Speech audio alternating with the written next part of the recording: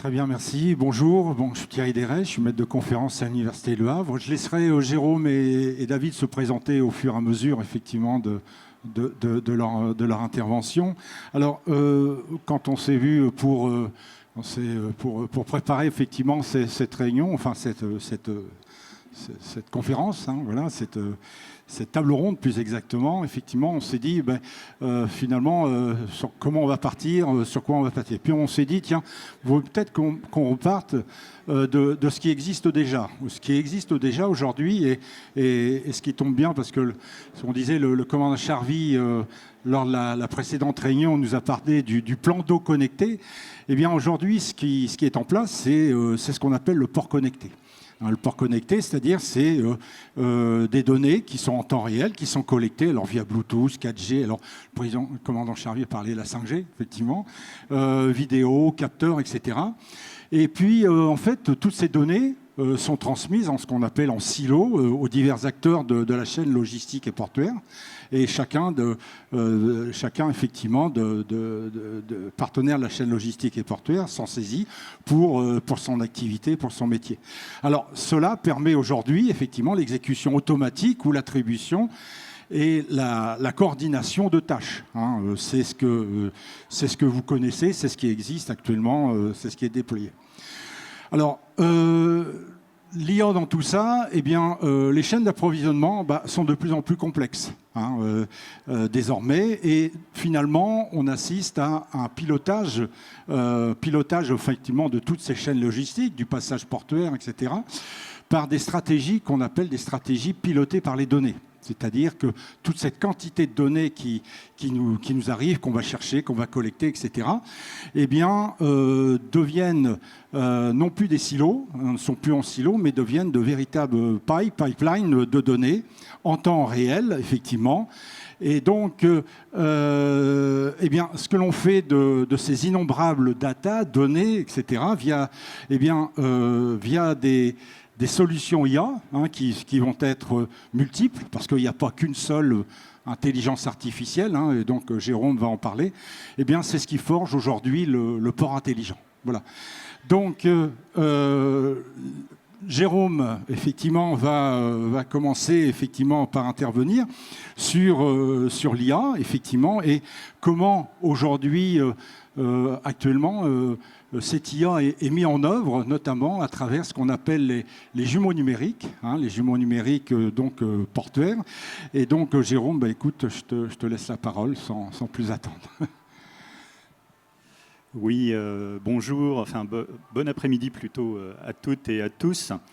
Alors, juste un petit mot sur EasyPort. EasyPort est une entité qui vient d'être créée avec la SOGET et Aropaport, justement pour développer des services numériques, on va dire globalement à valeur ajoutée pour les clients et les acteurs de l'axe Seine, parce que Aropa, c'est sur effectivement aujourd'hui 3 ports, Paris, Rouen et Le Havre, et notamment sur l'intégration des nouvelles technologies autour des systèmes portuaires. Alors, quand on parle aujourd'hui de jumeaux numériques, qu'est-ce qu'on entend par jumeaux numériques ? C'est une représentation d'un port réel, évidemment, dans un environnement virtuel.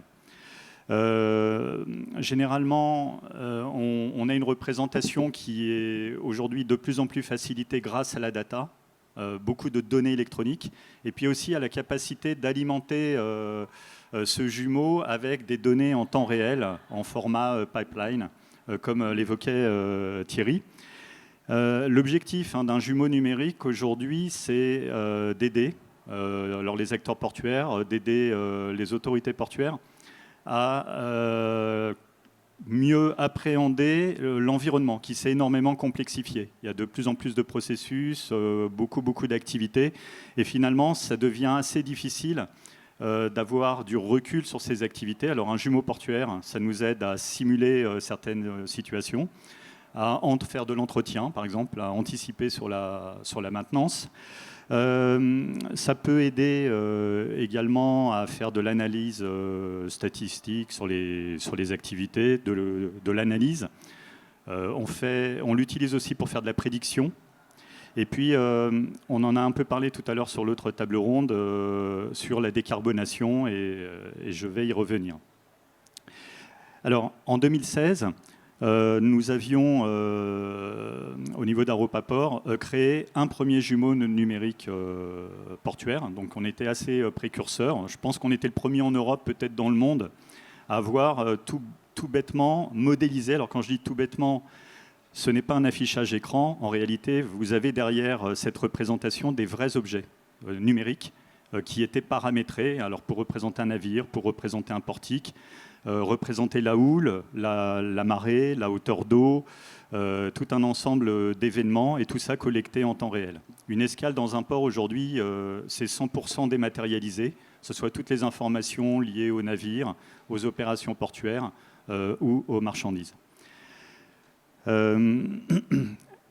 On n'utilisait pas beaucoup d'IA, mais on s'était quand même rendu compte à l'époque qu'en utilisant de la donnée brute, qui nous venait de beaucoup de capteurs, il fallait sans arrêt corriger les données et parfois les projeter vers une situation la plus proche de la réalité, parce qu'il n'était pas possible d'avoir la certitude que les données qui nous étaient communiquées étaient finalement fiables. Donc il fallait les corriger en permanence, ce qui amenait une forme d'intelligence qui était évidemment assez limitée.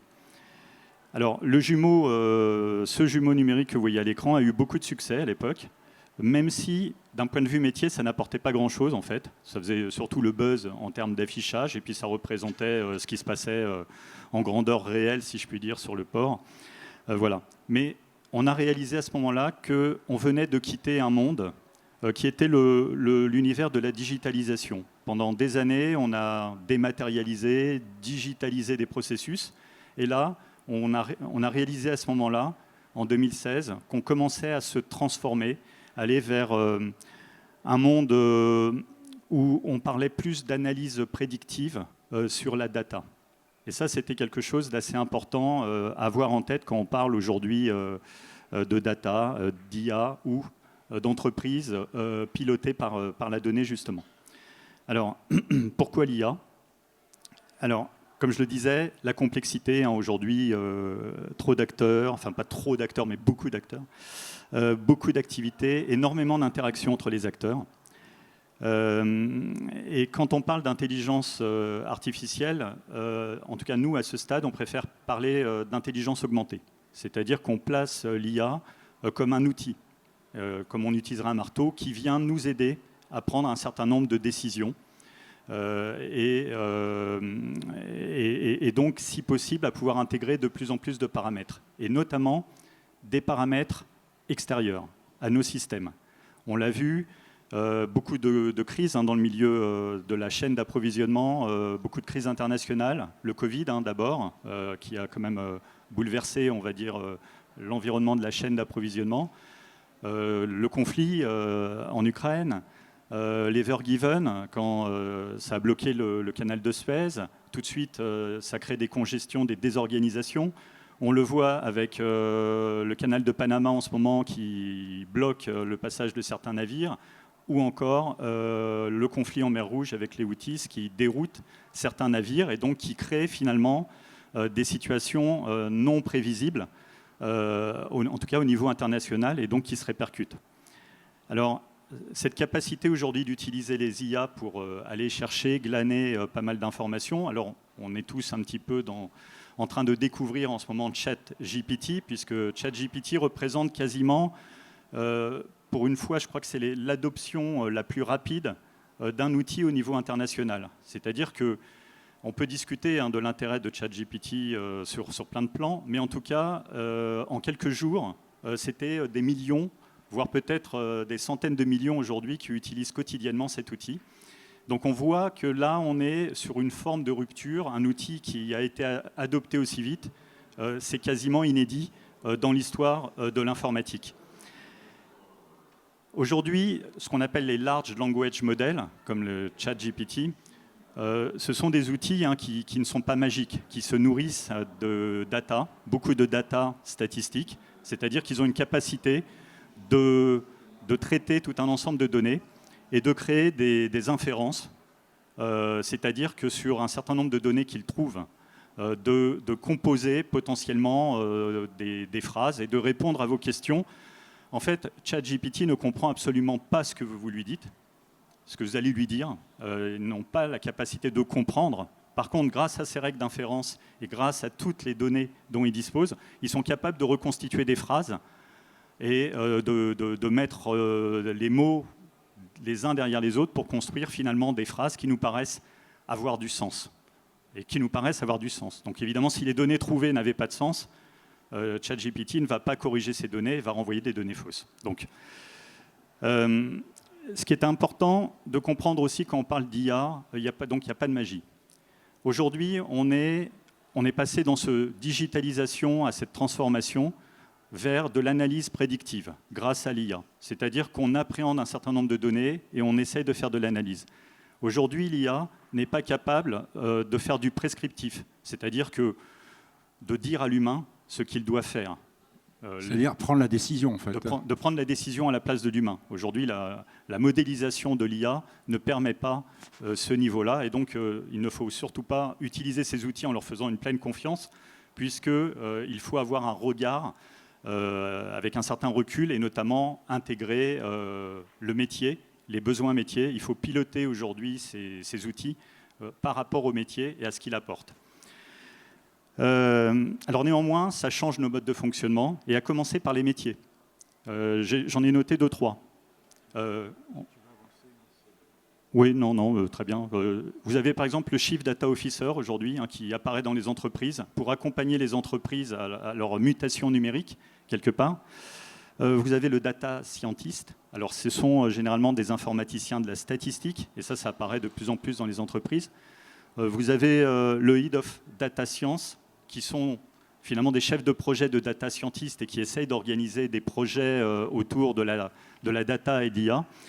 Et enfin, un nouveau métier qui va certainement vous parler tous, parce que ce sont les prompt engineers, c'est-à-dire justement ceux qui vont utiliser des large language models, par exemple, en dialoguant avec des IA et potentiellement les nourrissant. Et donc ça, dans les entreprises, ce sont de nouveaux métiers qui apparaissent pour aider l'IA à apprendre et à finalement à prendre, on va dire, de l'information sur le métier, par exemple. Les IA ne sont pas universelles, Thierry l'a dit. Donc quand en entreprise on utilise des IA, soit on utilise une IA déjà existante, comme on fait avec ChatGPT, et on lui donne quelques règles, soit on utilise des modèles d'IA dans l'entreprise avec les datas de l'entreprise. Alors ça, c'est très intéressant parce qu'on sait que les données qui vont nourrir cette IA sont des données qui viennent de l'entreprise. Pour l'instant, le problème, c'est que c'est encore assez coûteux pour les nourrir, puisqu'il faut être capable d'injecter quand même souvent beaucoup d'informations et qu'on n'est pas forcément structuré pour nourrir très rapidement ces IA. Et ça peut coûter effectivement très cher en fonction du type d'IA et du nombre de paramètres, puisque les IA, les LLM par exemple, peuvent utiliser des milliards de paramètres. Donc évidemment, partir d'une IA complètement vierge, c'est quelque chose de très difficile à gérer. Enfin, pour finir, alors, je vais peut-être avancer. Celui-là ? Ouais, celui-là. Hop. Juste peut-être pour illustrer en quoi l'IA peut nous aider dans le milieu portuaire aujourd'hui. Nicolas Chervy l'a exprimé tout à l'heure. Aujourd'hui, trop de navires arrivent trop rapidement sur les ports. Alors c'est logique puisque au niveau international, le fonctionnement, c'est souvent premier arrivé, premier servi dans les ports. Et ça, on s'aperçoit qu'aujourd'hui, ça pose question, notamment par rapport à l'environnement. 3% des gaz à effet de serre sont produits par les navires, transport maritime, 12% par les activités portuaires.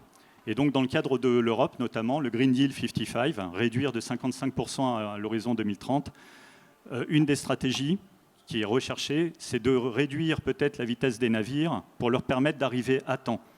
Et plutôt que d'arriver le plus vite possible, d'arriver avec une fenêtre qui va permettre d'accueillir ce navire dans des bonnes conditions et de lui garantir qu'il n'aura pas à attendre en arrivant.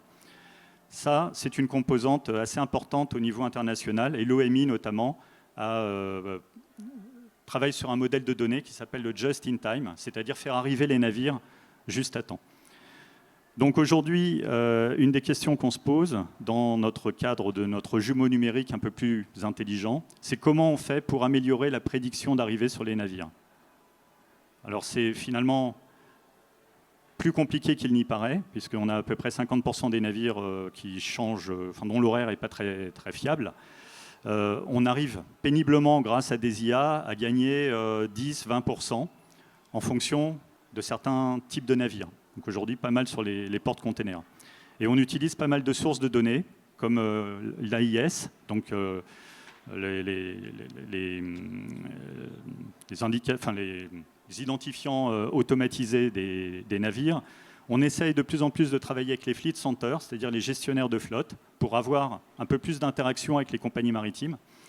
Et puis, depuis quelques temps, on essaye aussi de regarder ce qu'on peut trouver au niveau des données spatiales, qui peuvent nous aider à avoir des informations sur le routage des navires eux-mêmes. La deuxième étape, ensuite, c'est le post à quai, c'est-à-dire ce qui s'y passe. Alors on utilise au niveau des ports, des port community systems qui nous apportent beaucoup de données, mais pour autant ne partagez pas complètement la vue à quai, sauf sur les terminaux qui, eux, ont une vision complète, mais les autres acteurs, pas forcément.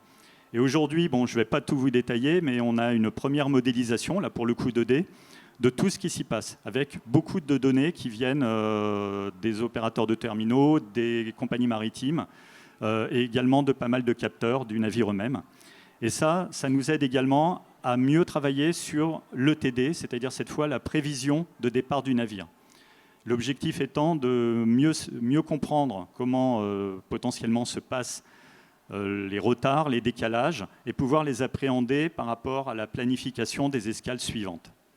Et enfin, pour finir, la troisième étape, c'est d'apporter aussi aux clients des informations où sont les marchandises. Et donc là également, on a un outil qui aide tout un ensemble d'acteurs, en tout cas sur les ports d'Aropa, entre Le Havre, Rouen et Paris, à savoir quand la marchandise va arriver, à quel moment elle va être débarquée, si elle est sur un entrepôt, si elle est sur un convoi fluvial, quand elle va arriver sur Paris typiquement. Et ça aussi, ce sont des outils très importants. Si on veut décarboner, il va falloir que les acteurs se synchronisent un peu mieux pour éviter de dépenser de l'énergie et donc évidemment émettre du CO2. Je vais finir. Juste dernier point, c'est que ce jumeau numérique en ce moment, on le fait évoluer vers un outil dans le cadre d'un projet européen avec le port de Rotterdam sur la décarbonation où on va intégrer les paramètres d'énergie renouvelable. C'est-à-dire les ports demain, en 2030, 55% de réduction, en 2050, ils doivent être neutres au niveau carbone. Et donc là, on est en train d'étendre ce modèle pour prédire, en fonction de toutes les activités, quels vont être nos besoins d'énergie renouvelable par rapport à toutes les activités, l'accueil des navires, la multimodalité, les industries, et la capacité des ports ou des acteurs qui vont s'installer pour produire de l'énergie à produire cette énergie renouvelable. Et l'idée, grâce à l'IA, on travaille sur deux outils en ce moment. Un qui s'appelle l'energy matching, c'est-à-dire faire correspondre les besoins en énergie renouvelable par rapport aux activités planifiées. Et l'autre, c'est un GHG tooling, c'est quels sont les impacts de nos décisions par rapport à nos émissions de CO2. Et avec ces deux outils, on espère pouvoir atteindre en 2030 en fait, l'objectif d'avoir réduit notre empreinte carbone à hauteur de 55%. Et pour réussir ça, il nous faut de l'IA, parce que l'IA va nous permettre de gérer des workflows et d'intégrer différents types de modèles de données qui va nous permettre d'optimiser par tâche spécialisée certaines activités. Voilà. Bien, on pourra revenir à la fin, effectivement, sur toutes ces nouvelles, ce qui est attendu dans le futur aussi avec l'IA, justement. David, Jérôme nous a parlé des nouveaux métiers de data analyst et de chef de projet analyste, etc. Quid aujourd'hui des métiers, des expertises métiers actuelles? Quel est l'impact de l'IA sur l'activité actuelle ou à venir, effectivement, d'une entreprise, notamment une entreprise comme celle que tu diriges? Bonjour à toutes et tous déjà, et merci d'être avec nous cet après-midi. Moi je voudrais tout d'abord mettre tout le monde à l'aise. Quand on parle de l'intelligence artificielle, on ne parle pas du futur, on parle bien du présent. Et au final, je voudrais désacraliser un peu, démocratiser ce qu'est l'intelligence artificielle. Aussi et surtout parce qu'aujourd'hui, on l'utilise déjà, peut-être dans nos métiers, même sans le savoir, véritablement. Et au final, j'ai quelques chiffres clés, vous allez voir, ça va vous parler. 2023, 3 milliards d'investissements dans tout ce qui gravite autour de l'intelligence artificielle, 3 milliards de dollars d'investissement dans le monde du transport maritime. Et on évalue à peu près à 5 milliards par an entre 2024 et 2028 les investissements qui vont être faits. Donc ce que je veux dire, c'est que l'intelligence artificielle, elle est déjà avec nous, elle nous accompagne, et je rebondis sur ce que tu viens de dire, Jérôme, elle nous accompagne parce que l'intelligence artificielle, c'est aussi avant tout une aide à la décision, une aide à ce qu'est notre travail au quotidien et à une massification de l'information électronique qu'à un moment donné, l'humain ne peut plus digérer. Mais au final, j'insiste bien, nous sommes dans un secteur d'activité et nous avons des métiers qui ont besoin encore de l'humain pour travailler. Je vais vous en dire plus concernant Grimaldi et concernant le groupe Grimaldi dans le cadre et dans le secteur du transport maritime, puisque moi je suis donc le directeur général de Grimaldi France, qui est une filiale d'un armement italien, qui a plus de 150 navires dans sa flotte, qui emploie 17 000 personnes de manière directe, qui est présent à l'international, leader sur le secteur du RoRo. Et je vais vous expliquer un tout petit peu et vous donner quelques exemples précis pour vous expliquer ce qu'est aujourd'hui l'intelligence artificielle, avec les outils qui sont déjà à notre disposition, mais pas que, et aussi ce qu'on attend de l'intelligence artificielle pour ces prochaines années. L'intelligence artificielle avant tout, aujourd'hui, c'est aussi et déjà notre quotidien et c'est un réel enjeu de compétitivité. C'est-à-dire qu'aujourd'hui, la compagnie maritime et le secteur du maritime qui n'aurait pas intégré l'intelligence artificielle dans ses stratégies est déjà complètement à côté de la plaque. Parce que c'est bel et bien un enjeu de compétitivité. Et je vous ai donné les sommes qui sont investies. Je veux dire, on n'investit pas des milliards de dollars comme ça par la fenêtre. Donc il y a un réel enjeu économique et de compétitivité pour tout un tas dans tout un tas de domaines. Et aujourd'hui, dans notre quotidien, l'intelligence artificielle, elle est partout dans notre métier. Sans parler du navire, je vais revenir dans quelques minutes sur le navire, la navigation, notre arrivée à quai, la manière de gérer le terminal, l'interface entre la mer et la terre et tout ce qui se passe dans le cadre d'une supply chain. Je veux dire, on vous parle surtout souvent de la supply chain. Le transport maritime et le monde maritime n'est qu'un maillon de la chaîne qui intègre l'intelligence artificielle et on travaille dans les smart ports. Mais attention aux smart ports, vous entendez beaucoup parler de ports connectés, mais un port connecté n'est pas intelligent. C'est-à-dire qu'on parle beaucoup depuis quelques années de la digitalisation. Ben oui, aujourd'hui on est sans papier, on a digitalisé, mais aujourd'hui être digital, c'est pas être intelligent. C'est-à-dire qu'on engrange un certain nombre d'informations, ce qu'on appelle le big data. Mais oui, mais qu'est-ce qu'on en fait ? Comment on l'exploite ? Et j'insiste bien sur la différence entre le port connecté et le port intelligent. L'intelligence artificielle, elle nous aide à être plus intelligents. Ça, c'est plutôt pas mal. Donc, être connecté, oui, on est connecté au niveau, en ce qui concerne le transport maritime, on est connecté dans toutes les prestations. On est connecté au niveau du commercial, on est connecté au niveau du booking, au niveau de la documentation, au niveau des manifestes, au niveau des données que l'on échange entre le départ et l'arrivée. Mais au-delà de ça, qu'est-ce qu'on fait de toute cette information ? Eh bien, on parlait d'algorithmes, on parle de machine learning, on parle de vraiment toutes ces solutions numériques, dont les jumeaux numériques dont on vient de parler, toutes ces solutions qui, associées donc sous la bannière de l'intelligence artificielle, nous aident à exploiter toutes ces données.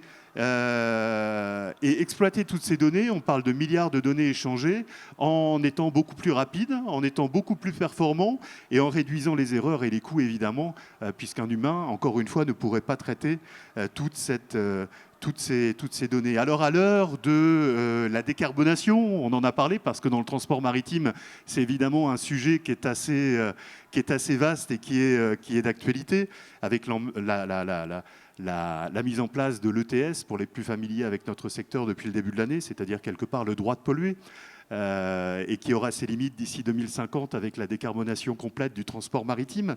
On peut parler de géopolitique avec la rotation de nos navires qui nous font passer en ce moment par le cap de Bonne-Espérance plutôt que de passer par la mer Rouge et le canal de Suez. Enfin voilà, il y a plein au niveau de la chaîne logistique, il y a plein de vecteurs sur lesquels on utilise l'intelligence artificielle. Mais encore une fois, dans un but premier de prédire, mais pas de décider. Aujourd'hui, l'intelligence artificielle, elle existe, elle est bien en place pour prémâcher un certain nombre de données, mais basées sur, que ce soit par rapport à des données internes ou externes, des données qui sont disponibles par rapport à du vécu, par rapport à des scénarios qui se sont déjà passés. Et je vous mets à l'aise tout de suite, dans notre métier, quasiment 99% des scénarios ne se sont jamais passés. Et c'est ce qui fait un peu l'ADN de notre métier, c'est que chaque jour est différent et qu'on est confronté à une situation qui est complètement unique, sans précédent. Et là, l'intelligence artificielle, elle aide, mais elle tombe à plat. Donc on parle de transport maritime. Donc ce que je vous propose, c'est de revenir au tout début, à la construction même de nos navires. On peut vous en parler librement, on en a 22 en construction, dernière génération, et comme le réfrigérateur, aujourd'hui les navires sont connectés. Ben oui, les navires sont connectés parce que la big data, elle commence par le navire en lui-même. Comment va le navire? Dans quel état est le navire? Ses équipements. Aujourd'hui, tous les équipements sont connectés. Donc on remonte au quotidien un certain nombre d'éléments, un certain nombre de données, qui ne serait-ce que par rapport à l'environnement du navire, l'environnement technique, technologique, mécanique, on a une remontée, une analyse des données qui nous permettent d'analyser et d'anticiper les problèmes, les accidents, et ça c'est vraiment très très important. Pour moi, encore une fois, vous parlez d'un navire connecté, ça peut paraître bizarre, mais aujourd'hui dans les navires qui sortent de chantier par rapport aux équipements dernier cri, tous les équipements sont connectés, et puis après ça peut passer aussi par des équipements complémentaires que l'on y associe pour une remontée d'informations qui nous permettent déjà de travailler le navire, de gérer le navire de manière plus efficace et plus performante. Alors une fois que le navire est là, non, il ne faut pas me laisser le micro, hein, sinon on ferme la boutique à 17h. Hein. Une fois... T'as lu sur mon visage. Je le vois se décomposer en regardant. C'est mon maître du temps. Donc, Sinon, je fais intervenir un professionnel qui va te... Voilà, moi je suis derrière vous, mais encore une petite minute, ne vous inquiétez pas. Ok, il n'y a pas de problème. Et ça passe une fois qu'on a récupéré le navire, ça passe par ce que tu mentionnais, c'est-à-dire les fleet centers. Et aujourd'hui, ce n'est pas le futur, c'est notre quotidien. C'est-à-dire que vous avez la gestion de flotte. Chez nous, il y en a 150. Chez certains, à un moment, il y en a 300, 350, 400. Et vous êtes devant un écran et vous avez l'ensemble de la flotte connectée et vous pouvez gérer vos navires comme cela en temps réel. Et là, l'intelligence artificielle a son mot à dire parce que dans l'optimisation des rotations, des chemins de navigation, la connectivité avec la Terre aussi par rapport à la congestion portuaire, par rapport à l'organisation de la chaîne logistique sur le terminal, l'organisation du terminal, l'organisation du désengorgement du terminal avec l'Interland, avec l'approvisionnement des différents centres jusqu'au réceptionnaire de la marchandise, eh bien, toute la supply chain s'organise avec l'aide de l'intelligence artificielle connectée. Et ça, du point de vue performance, efficacité, productivité, décarbonation, c'est un réel enjeu aujourd'hui et encore plus demain. On avait l'outil MyETA ETD. C'est vrai qu'entre l'arrivée prévisionnelle et l'arrivée effective d'un navire, eh ben, il peut y avoir des décalages pour tout un tas de bonnes ou mauvaises raisons. Donc au niveau des performances, de la sûreté-sécurité, l'intelligence artificielle est un réel outil qui nous assiste au quotidien. Très bien, merci. On a peut-être le temps de prendre une intervention, si vous avez une question. Je suis là, donc je donne le micro. Merci. Je voulais savoir un peu plus sur le côté technique. Mettez plus le micro. Pardon, oui. Je voulais savoir sur le côté technique, côté Grimaldi, comme côté Energy Matching, etc. Quels sont les modèles que vous utilisez le plus? Quels sont les modèles dans lesquels vous croyez le plus? Qu'est-ce que vous développez en général? Voilà, vraiment le côté technique plus que l'intelligence artificielle en général. Alors, sur la question, c'est quelle IA? C'est ça le... Oui, c'est ça, oui. Ouais. C'est ça, clairement. Alors, aujourd'hui, nous, par exemple, sur l'ETA, on avait fait appel à une société, qui est Cannes d'ailleurs, avec qui on avait commencé à travailler, qui avait développé son propre modèle d'IA prédictif. Ciné, la société. Quel modèle? Voilà, c'est ça la question. Alors, en l'occurrence, leur modèle, typiquement, c'était par exemple, on va dire là plutôt des règles qu'ils avaient établies avec un certain nombre de données statistiques sur la météo. Donc, on était plutôt sur du machine learning. Et voilà. Mais si tu parles peut-être d'un modèle d'IA, ta question, c'est si on utilise des réseaux neuronaux ou des choses comme ça? Voilà. Alors, nous, on ne développe pas. Qu'on soit bien clair, et je ne l'ai peut-être pas assez précisé. On développe des applications aujourd'hui. Et d'ailleurs, c'est intéressant parce que ta question amène peut-être quelque chose que je n'ai pas précisé dans les nouveaux métiers. On s'aperçoit que les développeurs informatiques, en ce moment, vont également changer la manière de travailler. Notamment être capable d'utiliser différentes IA. Alors des IA, on en trouve pas mal sur l'open source. Donc on commence un peu à en explorer. Là, en l'occurrence, sur l'ETA, on avait utilisé une IA qu'on ne maîtrisait pas, puisqu'elle avait été développée par la société Ciné au départ, et qu'elle ne nous a pas permis d'avoir très clairement accès aux composantes, comment elle apprenait, etc. Il y avait un certain nombre de données qu'elle utilisait, donc on avait les sources de données, mais on n'avait pas la logique de cette IA. Ce qui ne nous satisfaisait pas complètement, et c'est pour ça qu'en ce moment, on a repris la main là-dessus, et on essaie de repartir avec une IA sur laquelle on aurait un peu plus la main. Donc ça peut être ChatGPT par exemple, mais qu'on irait nourrir nous-mêmes avec un certain nombre de règles. On s'est aperçu typiquement que la météo, qui était très importante dans le modèle de cette entreprise, nous, pour les porte-containers, jouait assez peu, curieusement, où il fallait des tempêtes énormes, mais sinon, ça n'influait pas sur l'heure d'arrivée, par exemple. Et donc, on a changé un certain nombre de paramètres. Et le problème de l'IA qu'on utilisait à l'extérieur, c'est qu'elle n'intégrait pas les paramètres que nous avions, nous, à l'intérieur du port. C'est-à-dire qu'eux avaient une vision très macroscopique de ce qui se passait sur les océans, sur la météo, sur la houle, sur le trafic lui-même avec l'AIS. Mais ce qui se passait dans le port, ils n'avaient absolument aucune visibilité si les quais étaient occupés, pas occupés. Et ça, pour nous, c'était aussi des paramètres qu'on ne pouvait pas réinjecter. Et c'est pour ça qu'on repart là en ce moment sur d'autres stratégies IA. Je ne sais pas si ça répond complètement, mais... Alors, je ne vous remercie pas d'avoir branché Jérôme. Hein. On me signale qu'on arrive il va falloir à la fin. On arrive même à la fin, effectivement, des LH Porté, qui va fermer ses portes dans 5 minutes, je crois, 5-10 minutes. Merci aux intervenants, effectivement, nous avoir, oui, on se retrouve la prochaine fois, nous avoir communiqué leur passion, maintenant, pour ce qu'est l'IA, effectivement, ces nouveaux outils. Vous pouvez continuer à discuter, effectivement, avec nos intervenants dehors. Et puis, écoutez, on vous remercie de nous avoir écoutés. Et puis, je vous souhaite... Mais il nous reste à les applaudir, à les remercier. Voilà. Bien sûr, merci beaucoup.